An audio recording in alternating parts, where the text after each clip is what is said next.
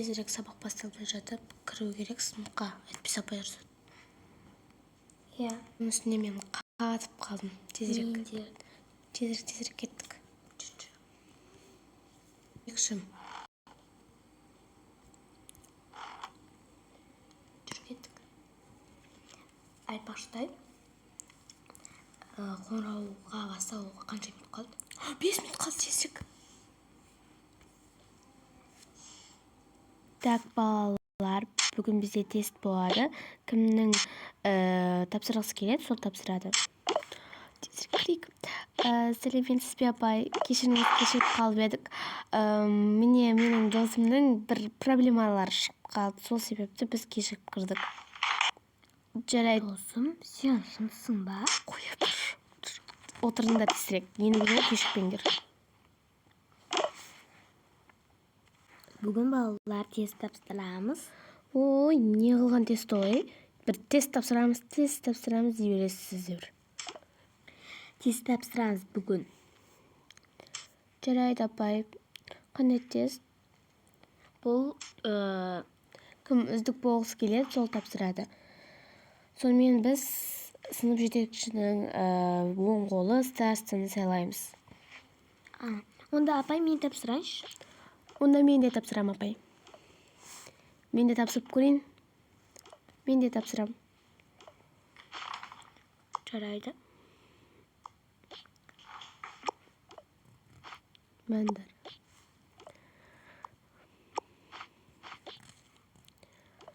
Сен екеуіңе міне. Осыны маған 20 минутта тапсырып бітпесеңдер, жұмыстарыңды жинап алам. Жарайды. Мынау А, мынау В. Мынау А, мынау В. Мен одан көрсем өте жақсы болады. Апай, бізге жақсы болды ғой, қайта сабақ өтпейміз. Қалған балалар сабақ өтеміз. Барыңдар да көркем еңбек сабағына барып, жұмыстарыңды жазыңдар.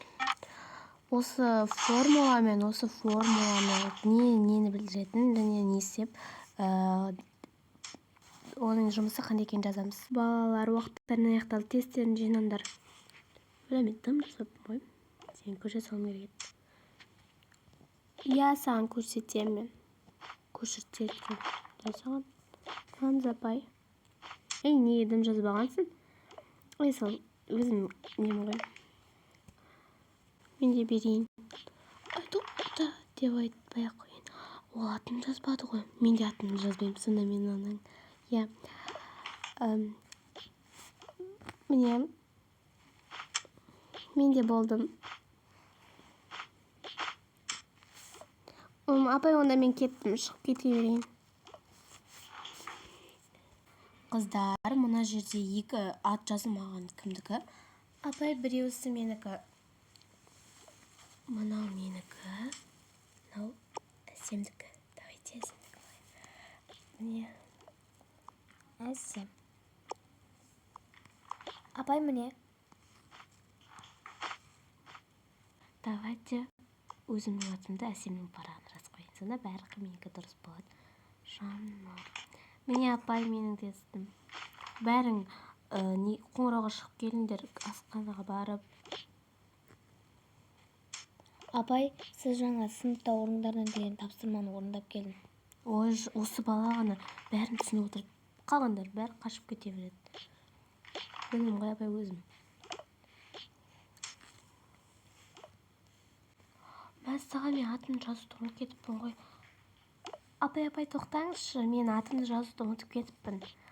Я, сол жайлы сендермен сөйлесейін деген ғой. Біреу атын жазбай кетіпті.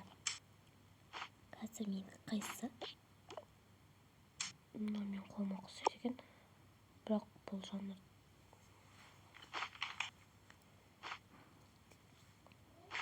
Мынау аты жазылмай қалыпты біреудің. Әсем. Апай, міне. Жарайсың, Әсем, ендігі де ұмытпа. Жарайды. Бәріңе сәлем балалар. Бүгін бізде мына құбыжық жайлы айтамыз. Бұл құбыжық шын мәнінде бар. Өлі қалай бар болады ол? Сен бала бір тыныш отырмайды екенсің ғой. Мынау оның сүйегі. Оны біз жақын арада іздеуге барамыз, ата-аналарың жіберсе. Бұл сүйекті толық құраса, бізде құбыжық пайда болады деген аңыз естігем. Иә, балалар, енді бізде осы құбыжық туралы 7-ші күні барып келеміз біз. Демалыста барып келеміз. О, ағай күшті болды ғой. 2 күн бар я, бірақ қоше, мен ғана сөйлейтін бала болам. Барлығы сөйлейді бұл жерде неғысы. Балалар, мен сендерге сөйлеуге рұқсат берген жоқпын. Осы құбыжықты құрған адам бір ғажайып күшке ие болады деген естігем. Нашли өтірік болып кетті ағай. Я өтірік айтып отырмын. Балалар, енді осы құбыжық туралы үй тапсырмасына берем, осы құбыжық туралы. Сосын 7-ші күні бәріміз барғанда осының сүйектерін кім табады, соған үздікке шығарам. 90-дыққа. Ағай жақсы ғой.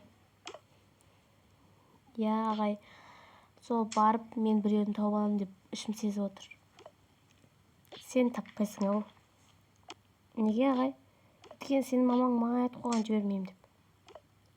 Жарайды. Балалар, бұл жақта 6-ауын табасыңдар тек қана. Бұл жақта 6 сүйек. Сондықтан сендер жақсылап дайындалып, бұл туралы үй жұмысына зерттеп келіңдер міне. Осы құбыжық туралы. Неліктен оның бойы қысқа, тырнақ ұзын, түрі басқаша, өз жануарларға ұқсамайды. Сол себепті осыны үй жұмысына берем. Жарай ма, балалар? Балалар, сосын ертең мен сендерге тағы да осы туралы аңыз сұрайым. Сол кезде дұрыстап дайындалып келуші болыңдар. Жарайды ма? Үйге берілген тапсырма bakыңдар бәріне. Қызық қой, я, сабақ. Сәлеметсіз бе, апай? Сәлеметсіз бе? Я, сол балалардың жазған тестінің жауабын берейін деп келатқан ғой. Я, бүгінгі сабақ қызық болды же. Жарайды. Мен бәрін тесттерін айтып, жауаптарын айтып қуантайын. Сау болыңыз. Балалар, қазір тесттің жауаптарын айтам. Бірінші бізде Әсем жазыпты. Әсем, өкінішке орай, сен қыз төмендеп кетті сабағың. Қалай, апай, мен енді бүткілін білетін едім ғой, үздік едім ғой, қалай сонда? Білмеймін. Таңғалып тұрмын, олай бұл мүмкін емес, апай.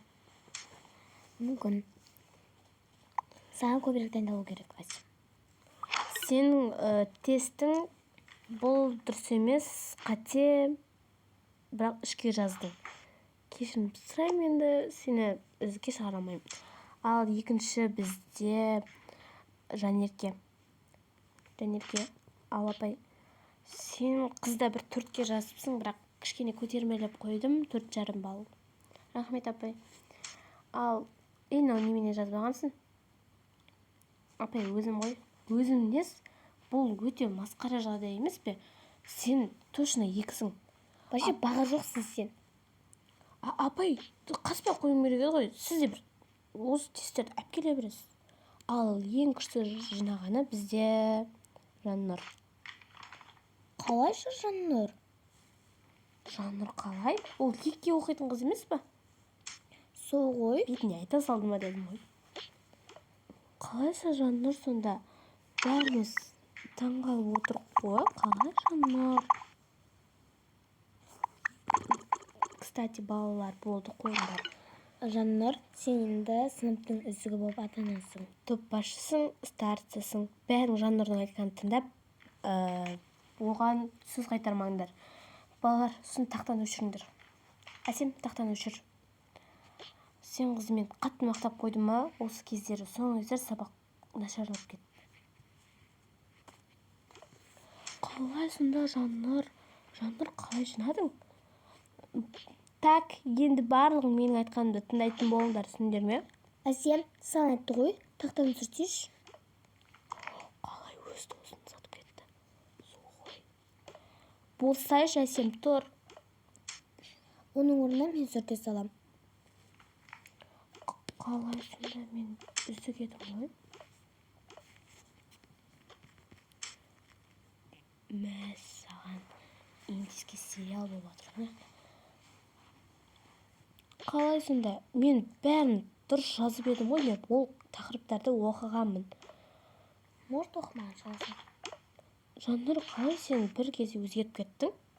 Солай, тұршы былай, мен екіліктердің қасында жүргім келмейді.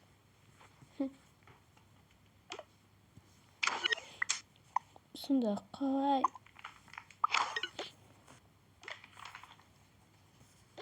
Не болды жылап отырсың? Айттым ғой саған, екіліктердің қасында жыламаймын деп. Сен өзің келдің ғой, кетші. Жарайды. Апай, ағай, сау болыңыздар. Бұл өтірік секілді, я? Жаннұр бұндай ақылды емес еді ғой. Күніге сабақтан 3, 2, немесе 4 минут алатын еді ғой. Сол ғой. Бірақ бізде әсеммен күшті еді ғой, я? Әсем еді ғой, күшті жазған. Я. Так, Бұл жерде бір бәле дұрыс емес. Я, әсемге жаным ашып кетті ғой. Жаным. Тоқта. Негізі ол мықты қыз. Тоқтаңдар, нәрсе дейін ба? Мен білмеймін, көріп қалдым, короче. Кім естіп қалдым ғой андай бір.